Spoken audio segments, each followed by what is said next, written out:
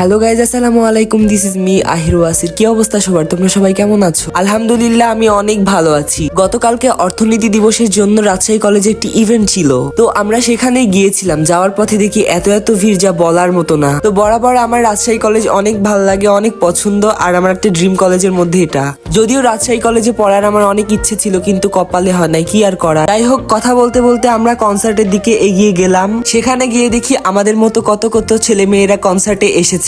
কনসার্টে অনেক সুন্দর সুন্দর গান হচ্ছিল, আমরা এই পাশে অনেক মজা করছিলাম। শুধু কি মজা, আমরা অনেক নাচানাচিও করেছিলাম সেখানে। তারপরে আমরা কনসার্ট শেষ করে অর্থনীতি ভবনের পাশে যে ডেকোরেশন করেছে সেখানে এসেছিলাম। চারিপাশে এত সুন্দর করে লাইটিং করে সাজিয়েছে, যা দেখতেই অনেক ভালো লাগছিল।